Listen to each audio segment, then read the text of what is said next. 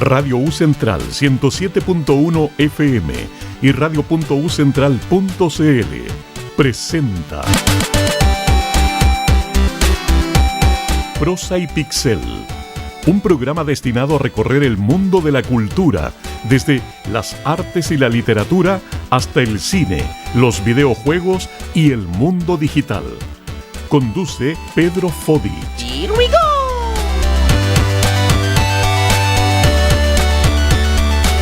Hola a todas y a todos, bienvenidos a Prosa y Pixel, su programa donde conversamos de todos los aspectos de cultura, pasando desde la literatura, teatro, arte, expresiones plásticas, ocio, entretención varia, espacios para compartir, todo lo que va en ese ámbito. Estamos de vuelta, muy contentos de estar de vuelta, y además ya está empezando a hacer un poquito de frío, se están empezando a poner helado y uno se mete más en la casa, ¿cierto? Y de repente dan ganas de sacar un tablerito, y justo por eso mismo vamos a hablar con un experto en tableros. Quiero darle la bienvenida a Vicente Lizama de Up and Down Juegos. ¿Cómo estás, Vicente? Bien, tú, Pedro, muchas gracias. Bien. Aquí ya sacando los chalecos. Es curioso porque uno cuando el clima claramente te modifica las actividades, y con los amigos uno empieza a decir ya, más que oye, hagamos un asadito, empiezan, saquemos los naipes, guardémonos un poco, naipes, cartas, tableros, ajedrez, los dados sobre todo, sí, los dados. ¿Cuántas amistades han crecido y han muerto por los dados, no es cierto? Así. Uh-huh. Les cuento un poquito. Vicente Lizama es ingeniero comercial de la Universidad de Chile, pero se dedica principalmente a la entretención desde la venta, la comercialización y ahora la edición de juegos de mesa, ¿cierto? Sí, correcto. Sí. El espectro del mundo de los juegos de mesa ahora. Excelente. Y también otras, yo he visto otras cosas más, que también tiene Up Down, es una tienda muy interesante. Vicente, partamos por lo básico. La primera pregunta que uno se hace ¿por qué el nombre Up Down? Bueno, Up Down parte hace 7-8 años como un emprendimiento. Entonces, yo lo partí con mi mejor amigo, y fue como, ¿qué nombre vamos a buscar que sea fácil de representar en un logo y que sea fácil para que la gente lo recuerde? Entonces, pensamos en 1000 nombres, tiramos ideas por mucho tiempo. Y al final fue como usemos Up Down porque es fácil representarlo en flecha y es como fácil de acordarse también. Y también porque muchas veces no es necesario que tu nombre de marca sea igual a lo que estáis vendiendo. Por ejemplo, no sé, pues podría haber sido juegos de mesa, los mejores juegos de mesa o algún nombre así. Pero no, fue como llevémoslo como a una marca un poco más recordable que se enfoque en eso. Perfecto. Nada que ver con la elección del local nuevo, que tiene varios pisos, sí. ¿O sí? No pasa mucho porque ahora estamos en la Concepción, antes estábamos al frente en las torres de Carlos Antunes, ya. Y cuando entraba había un piso para arriba y el de acá, entonces la gente también decía lo mismo. Hacía la asociación de que había que subir y bajar piso. Y muchas veces decimos, no, sí, es por eso, pero en verdad es coincidencia nomás. Tuvimos la suerte de que ahora tenemos justo el local que uno entra y va para arriba y para abajo. Pero no, el nombre viene de hace varios años cuando teníamos el emprendimiento en la pieza de la casa. Háblame un poquito de los inicios. ¿Cómo surge esto de decir, ya, ok, este va a ser mi actividad, voy a ponerme con la tienda de juegos? Bueno, es una larga historia porque partí... Bueno, yo siempre quería, cuando estaba en la U, no sabía qué quería hacer, pero sí quería hacer algo entretenido. Como que no me quería dedicar a algo que me hiciera sentir como aburrido o no sé, siempre ponía el ejemplo de trabajar en una papelera, por ejemplo. No, nada contra la gente que trabaja en papelera, pero como que no quería que algo como que me incentivara a trabajar todos los días en lo que estoy haciendo. Entonces fue como ya hagamos algo entretenido. Y cuando estaban buscando práctica, yo estaba haciendo el magíster de finanzas porque yo quería trabajar en un momento en la bolsa. Entonces tenía una opción de una aseguradora o apareció una empresa de juguetes multinacional. Entonces fue como ya voy a hacer caso a mí mismo y vamos a hacer... ¿Hiciste la práctica en la juguete? ¿Alguna pista de qué juguete multinacional? Bueno, está en todo el supermercado de Chile probablemente. ¿Algún personaje que podamos...? No, lo que pasa es que yo hice la práctica... Para salir de la curiosidad. Hice la práctica 9 meses ahí y metí la pata al final. ¿Ya? Y me tuve que ir. Entonces quedé en nada, no tenía referencias de práctica y fue como, ya voy a tener que empezar mi negocio nomás. Y fue como por las circunstancias, porque yo nunca quise ser emprendedor como tal, sino que fue como salí de la U y quedé así, que fue como ya voy a retomar este emprendimiento que había empezado hace un año con mi mejor amigo en un verano que fue algo muy... Pero ahí, o sea, cuando emprendieron en algún momento vieron una necesidad Sí. ¿Qué juego era el que faltaba? ¿O qué era lo que no había? ¿Cuál era el espacio en el mercado que ustedes querían tomar? Lo que pasa es que yo partí en la U, jugaba muchos cachos, dudo en las ventanas. Uh-huh. Entonces nos gustaba todo ese tema con una amiga. Uh-huh. Y de repente salió un cartel que era como juega bridge Uh-huh. y viaja gratis por el mundo. Era como, jugar y viajar gratis, Ya. como buena opción. Entonces fui al club de bridge, aprendí a jugar bridge, que queda en Vitacura. Uh-huh. El bridge es un juego de baza, como parecido al ajedrez, como una mezcla de ajedrez con póker, no se apuesta así, Ya. pero igual es bien profundo. Y ahí conocí a los juveniles de bridge y todos ellos jugaban juegos de mesa. Eso fue mi primer año de U. Entonces ahí conocí el mundo de los juegos de mesa. Ellos habían viajado por torneos o por cosas diferentes. Uh-huh. Entonces ellos traían juegos de afuera. Entonces eran cosas que yo nunca había visto.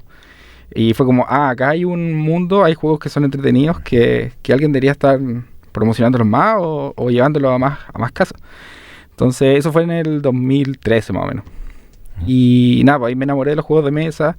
Me compré mis primeros juegos de mesa por Amazon. Uh-huh. Y ya en el cuarto año de la U, le dije a mi amigo, que es mi vecino, Sebastián, como, oye, hagamos un negocio con esto. Y fue súper informal. Era comprar por Amazon y revender. Ya. Y sin boletas. Bueno, hay muchos negocios que parten así acá, sí, trayendo cosas que no están en el mercado regular. Sí, bueno, en ese tiempo no era tan fácil comprar en Amazon como ahora, que es como ahora uno compra y te llega. Bueno, quizás sí, pero la gente no tenía tanta seguridad de hacerlo. Entonces empezamos a traer juegos que nos gustaban, pero que mis amigos tenían de afuera, pero no habían llegado acá. Y nada, había un público que... ¿Algún juego en particular en esa época que tú dijiste que la gente lo quiere y no está acá en Chile? ¿Cuál? Por ejemplo, el Avalon, La Resistencia, que es un juego de roles ocultos de 5 a 10 jugadores, un juegazo. Muy entretenido. A mí me encantan los juegos de rol oculto porque tenés que blufear, tenés que mentir. Ya. Entonces... y te alcanzas hasta 10 jugadores. Y no estaba en ningún lado. Entonces en Amazon estaba en oferta a $10. Entonces comprábamos 6. $10. Y 4. Es un juego en cuántos formatos pequeñitos. Es de, es de cartas, ¿cierto? Que vale 20 lucas, 25 lucas. Uh-huh. Y así fue como íbamos viendo juegos que eran top venta en Amazon y que no estaban acá. Entonces ya traigamos ese juego y veamos qué tal. Pero súper informal. Y de hecho cuando volvimos a la universidad, después no lo retomamos.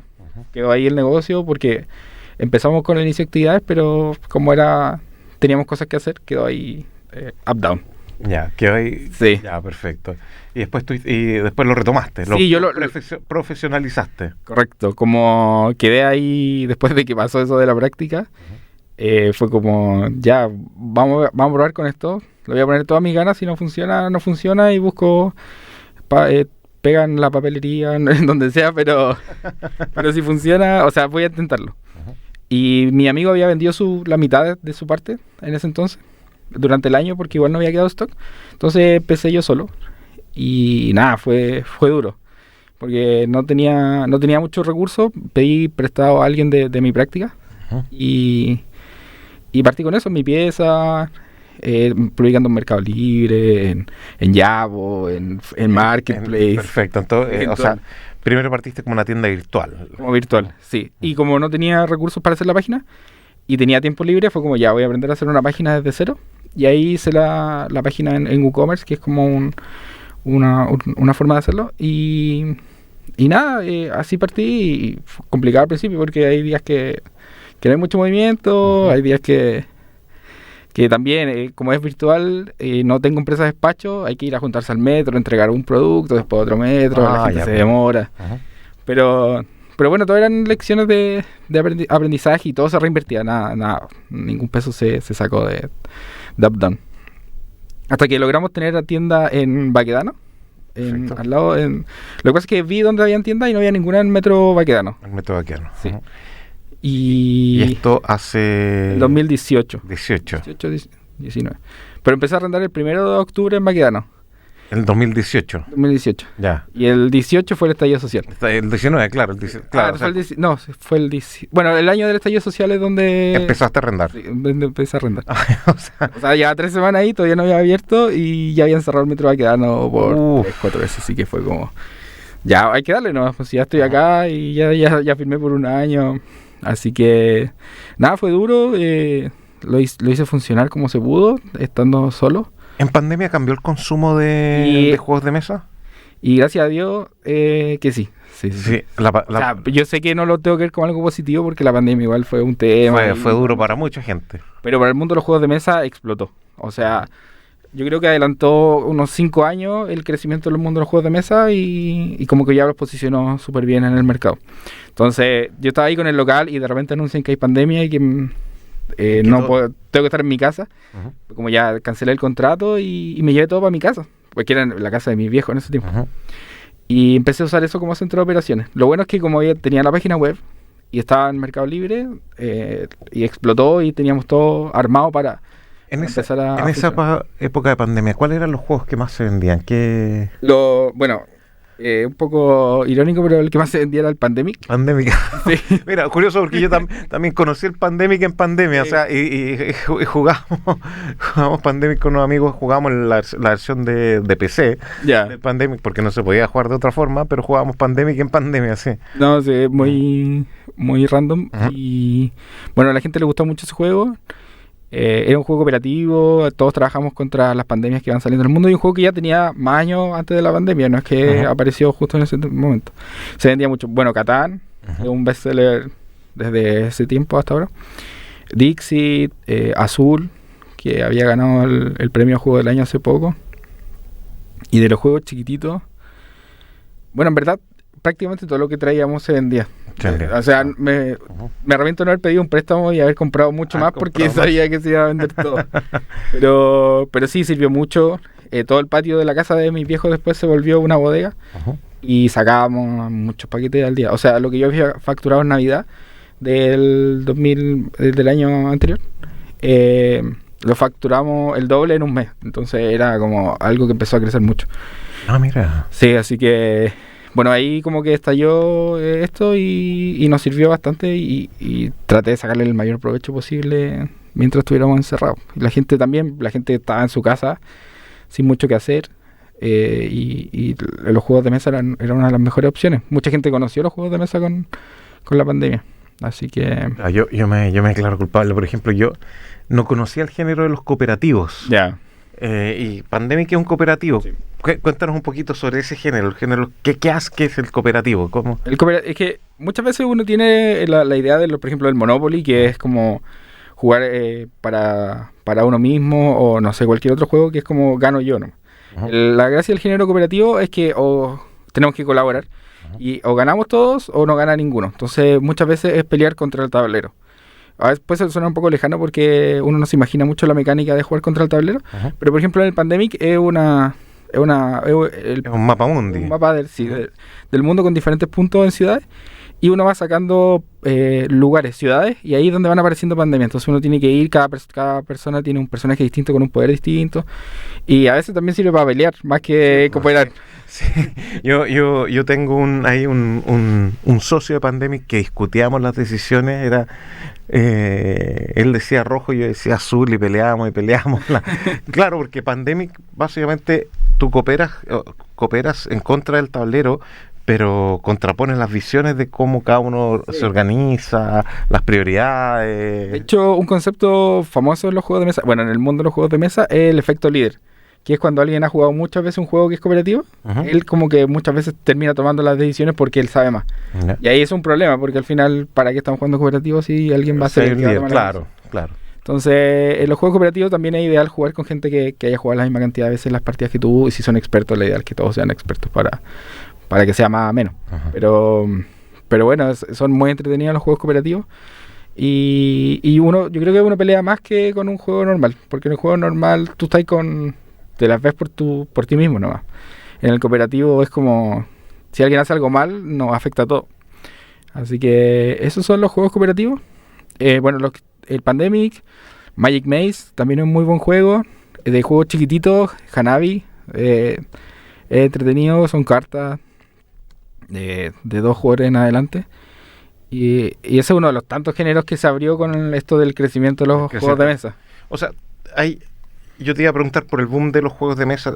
La pandemia quizás fue un punto fuerte. Sí. Porque anteriormente a eso o sea, mira, yo tengo el preconcepto, que bueno, muchos auditores pueden tener preconcepto, porque cuando yo pensaba en juegos de mesa, a lo sumo el Metrópolis o Gran Capital, dependiendo si uno lo compró edición chilena, no sé, Ludo, Ojos de Águila, Dominó, claro. Más clásico. Que eso, más que juegos de mesa, son como juegos de sal, porque hay una diferencia entre el juego de mesa, el juego el con cartón, con tablero, ¿cierto? El dominó no tiene tablero, no. Entonces hay como una diferencia de género. Y pues puede ser que Catán haya hecho un cambio en eso de los juegos de mesa, o hay otros juegos anteriores a Catán que fueron los que generaron como cambio en la percepción del juego de mesa. Bueno, Catán dicen que es la puerta de entrada a los juegos de mesa, ya. Juegos más duros. Pero Catán es un juego que salió el año 95, o sea, igual tiene sus años. Sus años, 31 años de Catán. Quizá llegó un poco tarde a Chile, pero por ejemplo en Alemania es como la meca de los juegos de mesa a nivel mundial. Cuando salió en el 95 fue una locura. Así que ahí los alemanes por eso tienen mucho tiempo haciendo juegos de mesa. Los mayores títulos que uno conoce o son alemanes probablemente o franceses puede ser, pero o algunos gringos, pero en general la mayoría son alemanes. Los grandes exponentes de los juegos de mesa también son alemanes. Así que lleva un tiempo cocinándose esto, pero acá en Chile se hizo famoso yo creo que desde la pandemia en adelante. Antes uno no encontraba un Catán o un juego de mesa en el mall, por ejemplo. Claro, a mí me llama la atención que ahora no pilla Catán en el supermercado. Sí. Catán está en las grandes cadenas, está en las librerías. Bueno, lo puede encontrar en todos lados. Pero las ediciones especiales de Catán, esas son más complejas. Pero también porque el proveedor no trae tanto. Como que trae limitado. Por ejemplo, hay un Catán de Game of Thrones que salió hace... Muy bonito. Lo jugué, es precioso. Y lo piden mucho porque está basado en los libros, no tanto en la serie. Y por en las ilustraciones, pero ya no llega. Entonces es como una reliquia ahora. ¿En serio? Sí, ya desde que se terminó la serie que no sacaron nada más de Game of Thrones, ninguna editorial, no sé. Mira. Entonces, Catán es como yo creo que el mejor exponente de los juegos de mesa modernos y te sirve para entender que hay un poco más allá del Monopoly, más allá de, no sé, del Ludo. Y nosotros, por ejemplo, todo eso que es Monopoly, Ludo, cartas normales, lo llamamos como juegos clásicos y el otro se llama juegos de mesa modernos, desde Catán hacia adelante. Y nada, uno igual, el consumidor chileno todavía consume mucho de los juegos clásicos. O sea, Carioca también todavía se juega en la casa. Todavía se juega en las casas, todavía. Sí. Todavía hay gente que compra, por ejemplo, yo hace poquito me regalaron un naipe español y estoy feliz con mi nuevo naipe español, así que, claro. Entonces, ahí tú dices que está el punto de inflexión, el 95 con Catán, porque quizás cambia un poco la forma de relacionarse, porque los juegos, los tableros clásicos son muy de carrerita, una carrera. Sí. Como de un punto a punto, darse una vuelta. Catán es mucho más abstracto en cuanto a cómo se relaciona el jugador con el espacio, con el tablero. Yo creo que ahí hay una cosa que cambia mucho, ¿no? Sí, el tema de Catán es que no tiene un tablero clásico como de Monopoly. Estoy pelando mucho Monopoly, pero no es como tira el dado y avanza, sino que el dado es para ganar recursos que uno donde va a poner ciudades, son posibles recursos que uno puede ir ganando. Entonces ese concepto como que a mucha gente ya les parece novedoso, y la gracia también, yo creo que lo que le ha ayudado mucho a Catán es que se puede negociar. Exactamente, sí. Entonces da mucho para peleas, como te cambio 2 ovejas por 2 arcillas o 3 arcillas. Entonces el juego te da como la libertad en tu turno de poder negociar con cualquier persona, y eso también te hace que no negocies con alguna persona que cachai que está ganando, o no sé, es muy abierto eso. Pero también, como Catán es tan popular, también tiene muchos detractores en el mundo de los juegos de mesa. Sí, porque ¿cuál es el argumento? Me pillaste. Esto es una pregunta que no teníamos preparada. ¿Por qué hay detractores de Catán? Yo no soy detractor, y a mí no me parece el mejor juego de la historia, ni mucho, porque yo creo que pasa que mucha gente juega solo Catán. entra al mundo de los juegos de mesa y se compra las 10 expansiones y no se mueve Catán. Entonces yo creo que el jugón de juegos de mesa como más experto, como que yo creo que se enoja también un poco por eso, de que ve que solo se quedan ahí, que hay mucho más por explorar en el mundo de los juegos de mesa. Pero también porque está de moda y muchas veces cuando algo se vuelve muy popular aparecen los detractores como en cualquier industria. Claro. Perfecto. Entonces, eso, pero también hay comunidades de juegos de mesa acá en Chile. Tenemos Ludifest, por ejemplo, el próximo mes, que se hace todos los años en Estación Mapocho. Y van 10.000 personas fácil, se muestran juegos nuevos, se traen... Bueno, no se han traído autores internacionales, pero esperemos que en el futuro sí. Pero sí existe un público que ha ido creciendo mucho en Chile, que son gente que gasta mucha parte de su sueldo en juegos de mesa. Además, los precios de los juegos de mesa han cambiado también, claro. Sí, es una industria cara. Es un hobby que no es barato. Hay hobbies mucho más baratos. Pero por ejemplo, hay hobbies mucho más caros también. Sí. Estoy pensando, por ejemplo, en Warhammer. Sí, no, Warhammer es un mundo aparte. Un mundo aparte, sí. ¿Tú vendes Warhammer también? Yo no vendo Warhammer porque nos especializamos más en juegos de mesa. Pero me han llamado de Warhammer. Y Warhammer es una empresa del Reino Unido que vende, como a explicar un poco, que vende miniaturas, como de plástico. Y las cajas van desde los 30.000 a los 200.000, 250. No, es una locura. Es una locura, sí. Sacan productos toda la semana. De hecho, ellos me llamaron y me dicen, no, nuestra idea es sacar productos todas las semanas para que la gente vaya todas las semanas a la tienda a ver si hay algo nuevo. Wow. Entonces, es una locura. La cantidad que facturan ellos es una enormidad porque el plástico no es tan caro. Y lo que cobran ellos al final es la licencia de algo que inventaron ellos mismos. Warhammer tiene juegos, videojuegos, ahora va a sacar películas. Es un universo aparte. Claro, sí, hay mucho, yo conozco, es como un submundo que nadie conoce, de repente entra y hay mucha gente que está metida en Warhammer. Hay mucha gente. Loco. Es como de los submundos, yo creo que del más grande, el que mueve más plata. Y hay tiendas que son especializadas en Warhammer o en Wargaming y todo ese tipo. Claro, así. Pero bueno, una locura. Es una locura. Bueno, juegos de mesa también hay algunos que... No, hay de todo. Nosotros nos llegó el Castillos de Borgoña, que es un juegazo, y llegó a 240.000. 240.000. Sí, y se nos agotó en una semana. No trajimos 100 copias, pero sí. Pero las copias habla o sea, son de estos juegos, porque yo la otra vez vi con mi amigo fanático de juegos de mesa. Él compró un juego de Game of Thrones que era una cuestión tremenda, con muchas piezas, con cartas como para muchas situaciones. ¿Es como de ese estilo el Castillo O sea, lo que pasa es que Castillo de Borgoña es un juego que tiene sus años. Yo creo que es uno de los mejores juegos que he jugado. Pero esa es la versión deluxe. Entonces era como el mismo tablero, pero con las piezas en 3D, las losetas eran más grandes. Entonces todo era como premium. Y como es un tan buen juego, la gente se lo compraba porque es como yo quiero tener este juego, que es un juegazo. La versión premium del juego, sí. Perfecto. Ya. Yo conocía solamente lo del Catán 3D, mira. Hoy estamos aquí en la 107.1 en Proce Pixel hablando con Vicente Lizama. ¿Te parece hacemos una pausita y seguimos hablando? Vamos a escuchar un poco de música, vamos con una banda tremenda. Cuéntanos, Vicente, ¿qué vamos a escuchar? Vamos a escuchar de los Arctic Monkeys, Mad Sounds. Perfecto, ahí vamos. Estamos presentando en Radio U Central Prosa y Pixel, un programa destinado a recorrer el mundo de la cultura desde las artes y la literatura hasta el cine, los videojuegos y el mundo digital.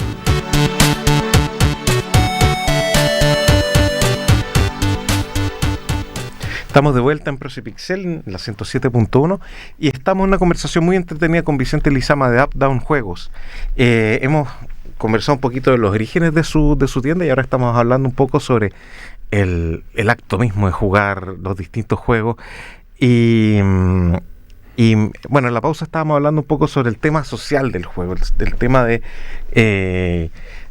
quién es tú me contabas un poquito tu mercado. Es el profesional joven más o menos de 20, 30 años, ¿cierto? Sí. Que tiene tiempo y tiene los recursos para el juego de mesa, claro. La mejor combinación. Claro, es una muy buena combinación para agarrar clientes nuevos en ese ámbito. Y ahí hay juegos que son muy pensados como más allá de juntarse a jugar, el juego mismo en sí mismo es el carrete, son los juegos party. Cuéntame un poquito sobre ese tipo de juegos, ese género de juegos. Sí, bueno, los juegos party son juegos que son de 5 a más jugadores. Ya. Entonces son juegos livianos, juegos sencillos, fáciles de explicar, que muchas veces puede ser que alguien por primera vez pruebe un juego, puede ser probablemente un party. Ajá. No sé si juegos de carrete son como tal porque muchas veces como, no sé, pues cuando la gente, hay muchos memes de esto, como de que en un carrete alguien saca un juego de mesa. Y el carrete se desarma, claro. Sí, hay que sacarlo con precaución. Ujú. Pero sí, el juego party es un juego sencillo, fácil de explicar, más livianito, para reírse. Muchas veces para jugar entre dos juegos pesados pasa que uno saca un party o un filler, que son juegos de 10-15 minutos, Ajá. o party. Pero a mí me encantan y al final party, uno quiera o no, son los juegos que más se venden. Así Ya. que yo creo que, porque son los más masivos, es lo que puede apuntar más al público que no juega tanto o al que juega harto también Ya. te juega un juego party. Un juego party podría ser, por ejemplo, Sushi Go. Sushi Go, Sushi Go. Just One, Ya, el del burrito, el que uno tira. otro burrito, sí. Otro burrito. Ese juego me llamó la atención porque es un juego que además involucra un tema físico. O sea, te tiras el Zero Burrito es un juego que tiene un burrito como de peluche y te lo tiras. Sí. Eso me llamó mucho la atención. Es como de material de esas, las pelotas como para el estrés, Ya, las azules. Y uno va juntando tríos y si arma un trío de cartas, te sale la batalla de burritos, es pescar el burrito literal y tirárselo a alguien en la cabeza. Así que son juegos muy simpáticos y tenéis de todo también. El espectro de juegos de mesa de party también tiene de todo. Tenéis juegos baratos y caros también. En tu experiencia, y esto más hablemos de la psicología de los juegos. En tu experiencia, ¿cuál es el juego con el que la gente más se pica? Hay harto juego. En general pueden ser los de roles ocultos. Ya. Los de que bueno, explicar un poco los juegos de rol ocultos donde cada jugador se le pasa a un personaje en secreto Ajá. y uno tiene que blufear o mentir sobre qué personaje tiene, como un estilo Among Us o que está muy de moda o estuvo de moda en su momento. Pero esos juegos como de Como descubrir al asesino un poco. y la ¿sí? mafia, Ya. el hombre lobo de Castro Negro, como de créanme a mí, Ajá. y después reveláis la carta y tú estuviste mintiendo todo el rato Ya. y eso te deja picadísimo. Y durante el juego muchas veces los de negociación. Bueno, Catán es un buen Claro, ejemplo, claro, como sí. Ajá. más famoso, pero de picarse al chileno, yo creo que el mercado chileno funciona mucho el de juegos que tengan harta interacción y de pasar rabia. Bueno, Virus también es un top venta, que Virus es un juego en donde No me imagino la gente picándose con virus. es que Virus tú le puedes tirar virus Claro, sí, a los pues, demás sí, jugadores. sí, sí. Entonces, Es que yo lo juego mucho con mi hija. Virus, Ah, ya. le explico un poco a nuestra audiencia. Virus es como, así si lo llevamos a un juego chileno, es muy parecido al Poto Sucio, en cierta forma, sí, ujú, más o tiene menos. sus cosas. Tiene sus cosas, claro. Pero sí, el virus es juntar 4 partes del cuerpo sanas. Claro. Pero tenéis cartas de virus que le podéis ir tirando a los demás jugadores para quitarle esas partes que no sean sanas. Ujú. Entonces pasa Ahí. mucho que un jugador está por ganar y le jugáis encima la carta de virus claro, sí. y lo jodiste. Sí, pensando quizás en un contexto más adulto se pueden dar más... bueno, más- depende de la mala leche con la gente que no juegue. Sí, eso es clave, yo creo. Exactamente, uno conoce mucho a la gente jugando, ¿no? Sí, sí, definitivamente. Oye, ¿y te ha tocado estar en algún lugar donde alguien agarra el tablero y lo tira nomás? No, me hubiera gustado estar en algún momento, sí, pero mis amigos son más de discutir, de gritar, más que de violencia física, así que me he salvado. Y una vez en un juego de ataque me tiraron el tablero, se picaron y en conjunto me dijeron, ya se acabó esto, y me agarraron el tablero. No, Y yo, pero no puede ser. pero no había terminado. No, pues. No, ahí eso es imperdonable. Hay que terminar la partida y después se discute y todo. Aunque bueno, siendo honesto, también pasó que yo tenía un objetivo y empecé a conquistar todo el mundo menos el objetivo. Entonces ya era como un poco provocar a los amigos Ya. que estaban jugando. Así es. Oye, tomando en cuenta la realidad geopolítica que estamos viviendo, me he fijado que también han vuelto a surgir muchos juegos de conquista, tipo, o sea, en mis tiempos cuando yo era niño existía el ataque, que era bien simple, pero ahora hay juegos de conquista bien complejos y bien entretenidos. Sí. Ese es un otro submundo del mundo de los juegos de mesa, que Ajá. son los wargames, que son juegos que tienen miniaturas, que la gente, hay gente, yo tengo clientes que me dicen que los compran solo para pintar las miniaturas, y son Ujú. juegos de a veces de 100 lucas, 200 lucas. Hay juegos que duran 8 horas, que es literal 8 tener una mesa horas, y, wow. Ajá. y poner las figuritas con reglas, medir cuánto atacan, hacia dónde. Ajá. Es un mundo también súper grande que nosotros en la tienda y en general no nos hemos querido meter tanto porque hay otro nicho de gente que juega los wargames. Pero sí es súper interesante conocer todo eso que existe y gente que se gasta una barbaridad. Y en pinturas, que también es otro mundo. Claro, ¿no? otro mundo, sí. No, yo estoy pensando más en juegos de tablero que son por ejemplo, hay uno que se llama Twilight Struggle, ¿lo ubicas? Ah, sí. Claro, Sí, que ese son- juego estuvo en el top 1 mucho tiempo de la BGG, que es un 1 contra 1 Ujú. en la Guerra Fría. La Guerra Fría, claro, justamente es un juego que parte en cuanto a tiempo en el año 45. Ujú. Y los jugadores van avanzando en la línea de tiempo. Uno es el bloque soviético y el otro es la OTAN. Y está muy entretenido. Sí, Es- ese, por ejemplo, es un juego asimétrico, que también es otro concepto, que son juegos que yo no tengo los mismos poderes que tú, Ya. porque son cartas diferentes, Ajá. se sienten diferentes, tienen que sentirse diferentes, porque Ajá. en Rusia no es lo, o sea, La la Unión Unión Soviética no es lo mismo que Estados. Estados Unidos. Ajá. Y yo no lo he jugado, pero tengo un amigo que lo jugó y dijo, mi primera partida me demoré 5 horas en terminar de jugarlo, pero yo creo porque también la primera partida siempre es la más lenta. Claro, la más lenta, sí. Pero siento que no se ha sacado tanto provecho a esto de nivel global, Ujú. estos conflictos. La realidad geopolítica actual. Sí, no ha existido como un juego que sea más icono que el Twilight Struggle. Twilight Struggle Ya, yo creo que es el mejor juego en ese sentido como de guerra o de conflicto más que nada. Ujú. Así que ese Bueno, lo recomendamos mucho. En Twilight Struggle, este es un juego creado en Reino Unido, ¿no? ¿Te entendido? Tendría que revisar, pero sí Claro, sí, suena muy europeo. sí. Es curioso porque se juega les cuento del público, se juegan con cartas que son cartas que van mostrando hechos históricos. Y hay dos cartas de Chile. Mm. Hay una que es de la Junta Militar y otra que es sobre el presidente Allende, que Ya. bueno, son como los momentos más álgidos, lo que tendría que ser, tiene que ser la intervención de estos poderes en nuestro país. Sí, Sí, ¿no? Y bueno. uno también va recordando cosas, Claro. va aprendiendo con estos juegos. Exactamente así. Pero además no son como juegos que son para aprender. Uno es como el lado B de los juegos. Pero sí, la mecánica está muy bien pulida, Sí. está muy bien hecho. Así, no, Twilight Struggle ¿Lo jugaste? Sí, lo he jugado, sí. Aunque justamente tú mencionaste lo de lo asimétrico, que es cierto que ahí hay un problema de repente que me parecía que el juego se volcaba mucho hacia un lado y también tiene un tema de metacognición, Ujú. porque un jugador que conozca mucho ciertas cartas, ciertas secuencias, más allá del conocimiento histórico, sino que más de la metacognición del juego, te podía ganar, ¿cachai? Entonces, Ya, como sí. que eso me parece... Ahí entra otro concepto que se habla mucho en el mundo de los juegos de mesa, para los juegos complejos, Ajá. que es la curva de aprendizaje de un juego de mesa. Porque no es lo mismo alguien que haya jugado un juego de mesa 4 veces a alguien que esté jugándolo por primera vez. O sea, Claro. sabe cómo funcionan las cartas, conoce un poco más los combos de las cartas. Como que ahí hay una desventaja si es que uno juega con gente que ya ha jugado mucho un juego. Pero pasa con los juegos más complejos, o sea, los juegos que tienen cartas que uno tiene que leer, tomarse el tiempo de leer cada carta y todo ese tema. Claro. Oye, quería pasar a otro lado porque estoy viendo el reloj, se nos ha ido súper rápido el rato conversando.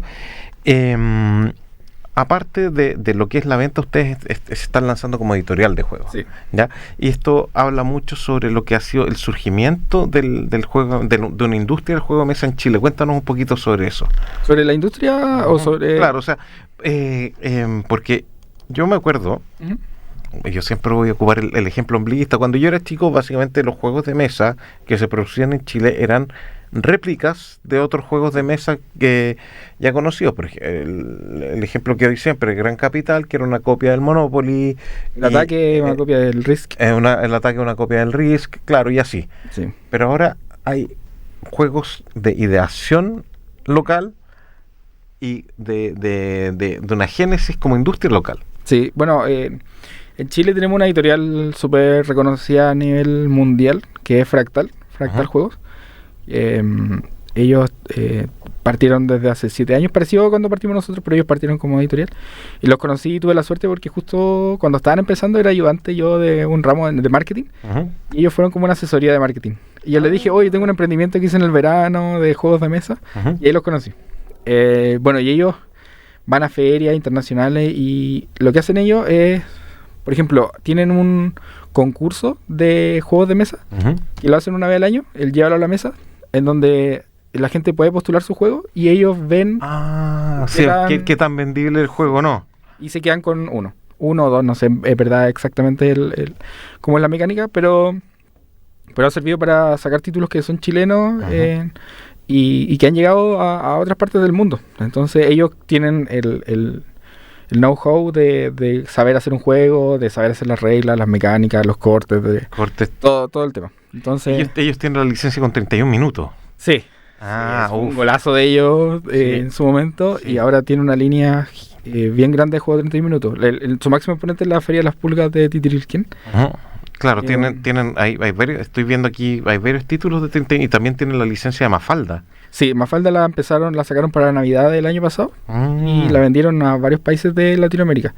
Pero ellos se juntaron con los hijos del creador de Ah, Mafalda. claro, sí, pues es que la sucesión de Kino, sí, Sí, no. que hace poquito, bueno, esto ha sido, aquí me voy a ir por otro lado, ha sido bien polémico el tema de la sucesión de Kino porque se han ocupado productos, esto es más la parte, el ojo como diseñador, Ujú. se han hecho productos creados con IA, Ya. ocupando el estilo de Kino, que bueno, la sucesión de Kino lo ha hecho, pero o sea, la fanaticada de Kino, sobre todo en Argentina, Pero oficialmente. claro, Han hecho- oficiales, Ah, ¿cachai? ya, un tema eso. entonces la fanaticada dice, oye, pero se están vendiendo Sí. lo más bajo posible, ¿no? Es un tema. Sí, tema. complejo. En Argentina ha habido muy mala reacción a los productos nuevos de Kino. Ya. Pero bueno, ahí veamos qué pasa. Sí, pero yo sé que Fractal hace todo lo que hace, lo hace como respetando a los Claro, autores, ellos claro, pagan sí. sus No, regalías. si el problema fueron la Ya, sucesión, lo nuevo- la sucesión de Kino, que dijeron como que no les importó mucho el trabajo del papá y dijeron, Ya. ya, tiremos inteligencia artificial. Oh. No, ahí todo feo eso. Sí, pues. Pero bueno, sí. Oye, pero cuéntame entonces, y ahora ustedes se lanzaron con la Sí, edición de Lo juego. que nosotros hacemos, no tenemos... vamos a cumplir el próximo mes un año recién. Pero lo bueno es que ha sido súper prolífico. ¿Cómo se llama la editorial de Up ustedes? Down igual. Up Lo que Down. pasa es que dijimos ya, ¿cómo la llamamos?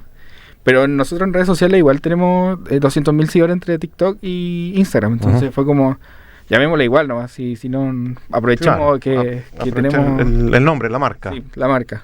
Ujú. Entonces la lanzamos Up Down, igual, Up Down Juegos, Ujú. y ya hemos sacado 21 títulos en un año, que ha sido súper buenos números. Pero nos enfocamos más en los party, en los juegos livianitos. Ya, pero Nuestra idea es como... ¿tú eres parte del equipo de diseño? Yo no le pego mucho al diseño, pero por mí pasan todos los diseños. O sea, muchas veces lo que sí nosotros hacemos no creamos mucho. Lo que hacemos es buscar juegos en ferias internacionales Ujú. y los localizamos. O sea, juegos que estén funcionando en Europa, en Estados Unidos, Ujú. en cualquier parte del mundo. Cerramos licencias Ujú. por años y los localizamos al país. Entonces le ponemos ya, términos perfecto. chilenos, Ya. pero son mecánicas probadas. Es como una suerte franquiciado. Sí, parecido. Ujú. Sí. Entonces, nosotros tenemos la licencia de varios títulos, varias empresas internacionales. Y nada, queremos más adelante ya sacar títulos que sean chilenos, pero hasta ahora es menos riesgoso traer un título que ya está probado afuera en el mercado que sacar uno desde cero. Aunque también es más barato sacar uno desde cero, porque desde afuera tienes que pagar la Para licencia. pagar la licencia, etcétera. Sí. Claro. Pero al final todo se hace en China, la mayoría en China. Producción local no existe mucho en juegos de mesa. Ya. Por ejemplo, en Argentina es otro tema. Bueno, Argentina tiene sus problemas Ajá. desde hace años, pero ellos fabrican muchos juegos de mesa en la misma Argentina. En Perú también creo que fabrican algunos, pero en Chile todo se hace de China porque es más barato y más rápido. No sé si tan rápido, pero... Pero claro, pero tienes un tema de gastos y de ¿cómo decirlo? De costos de producción que se reducen Sí, mucho. o sea, nunca hemos cotizado porque nadie hace juego acá en Chile. No existe eso de hacer juego. Porque claro, el juego de mesa como objeto en sí mismo, ya tienes una complicación del armado desde la caja en adelante. O sea, tienes la caja, las fichas. Y la fábrica tiene que tener los materiales correctos. O sea, Ajá. tiene que estar el color exacto que le mandamos. El corte tiene que quedar perfecto. El grosor de la carta tiene que ser de una forma específica. O sea, todo tiene que tener una prueba de calidad súper buena. Ajá. Entonces, no sé si se puede hacer mucho acá porque algunos juegos traen plástico, algunos traen madera. Entonces, es más fácil hacerlo todo en China. La idea, yo creo que todos lo hacen así, aunque la idea sean chilenas, al final termina haciéndose en China, pero las licencias son chilenas. Son chilenas, perfecto. Sí. Oye, hablemos un poco de la escena competitiva. Yo he visto que ahora hay torneos de juegos de mesa. Sí. Eso está súper interesante. ¿Ustedes se hacen parte de esta escena de los torneos de juegos de mesa? ¿Qué te parece a ti este fenómeno? Sí, bueno, Porque hace poco vi que, o sea, no, hace poco, mentira, no vi, participé en el clasificatorio para el Mundial de Catán, ya bueno, no, hace como 7 años ya fue, pero bueno, ¿qué te parece a ti este escenario, que los juegos de mesa se vuelvan algo competitivo, más allá de la competencia misma del juego, sino que una competencia a nivel torneo, a nivel una actividad más organizada? sí, o sea, es un fenómeno global. Por lo general, el torneo de Vir organiza los torneos de Carcassonne y Catán, que son los dos juegos que se pueden hacer como más competitivos. Por ejemplo, no sé, uno no puede hacer un torneo de Dixit o de algún juego que no sea tan como objetivo de alguna forma. Claro. Pero sí existen esos dos torneos grandes en Chile y al final te clasifican para un mundial en alguna parte del mundo, porque todo el mundo se está jugando ese juego. Así que es buenísimo. Se hacen por lo general en hoteles, cada vez hay más convocatorias. Uno puede como tienda participar en las clasificatorias, que es para que esa gente llegue después a jugar al hotel y lleguen ya los mejores. Pero me parece perfecto. Las tiendas, más que nada, nosotros, fuera de los torneos, también está el mundo de los TCG, que eso es cartas Pokémon. Esa es otra pasta, ¿cierto? Yugi, Magic, Digimon, One Piece, puedo seguir así. Pero nosotros en la tienda hacemos más demostraciones, como más vengan a probar el juego y todo eso. Pero torneo como tal, mis amigos que juegan en su momento iban como a torneos de multijuegos, por así decirlo, que juega 4 juegos distintos y el que gana cada juego se va como haciendo una tabla. Que igual es más dinámico que así como solo el experto en este juego es jugar un juego. Pero sí, el mundo del juego de mesa tiene mucho de la competitividad. Pero al final yo creo que la gente lo que busca con un juego de mesa es pasarla bien y estar tranquilo, desconectarse un poco. Sí, reírse un rato. Sí, reírse un rato. Claro. Hay gente que se obsesiona y es como... No, claro, como todo en la vida, claro. Toda la vida. Hay mucha gente que le gusta tener un auto para ir de un punto a B y otra gente que se obsesiona con el auto, ¿cierto? Sí. Así es. Oye, ¿qué crees tú que hace que los tableros sigan siendo una actividad tan querida por la gente? ¿Y cómo proyectas el mundo de los tableros de aquí a unos, no sé, 20 años más? Yo creo que es un resurgimiento porque hace 10 años no existía mucha alternativa, fuera de la que uno conoce, las típicas del supermercado. Pero yo creo que renace por el tema de que uno pasa tanto tiempo conectado en el día a algún computador, a la pantalla, al celular, que necesita a veces un tiempo de volver a juntarse, a volver a reírse, muchas veces buscamos alguna excusa para juntarnos. Entonces un juego de mesa siempre es una buena excusa para juntarse con sus amigos una vez a la semana. Yo tengo amigos que es como ya jueves de juegos de mesa, no importa lo que se juegue, pero se juega un juego de mesa. Quizá no eso, está bueno. Sí, nosotros hacíamos el martes de euros, que era como todos los martes nos juntábamos a jugar un euro, y alguien llevaba el juego y lo tenía que traer leído, porque es otro tema, el tema de las reglas. El tema sí, porque... Hay juegos de mesa que tienen 10 páginas de reglas, 20 páginas de reglas. Sí. Pero yo creo que surge por eso, porque la gente como... que muchas veces uno se olvida de como, oye, qué bien se sentía juntarse a compartir, a reírse un rato sin tener un computador. Bueno, yo igual crecí con los juegos de mesa, pero también jugué mucho Play y mucho computador y todo. Y a veces pasa horas en eso. Entonces el volver a estar sentado con gente compartiendo, jugando algo, también es como una experiencia bacán. Claro, también hay un tema de otros tiempos. Como que no de otros tiempos de tiempo pasado, sino que también cuando uno juega, no es con esa interacción tan frenética, tan como interesante contra la pantalla, sino que es como más tranquilito. Sí, uno es como de alta estimulación, de estar así como con los colores. Claro, como que uno se relaja.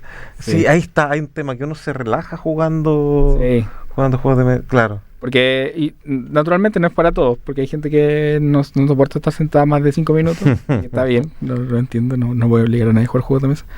Pero sí hay gente que nos encanta estar sentado, compartir y tomárselo con calma.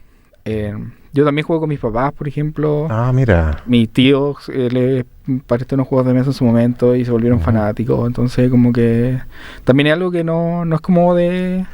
Es súper transversal a todas las generaciones. Eso es interesante porque el juego de mesa, volviendo al tiempo pretérito, se mercadeaba mucho como juego de mesa para niños. Sí.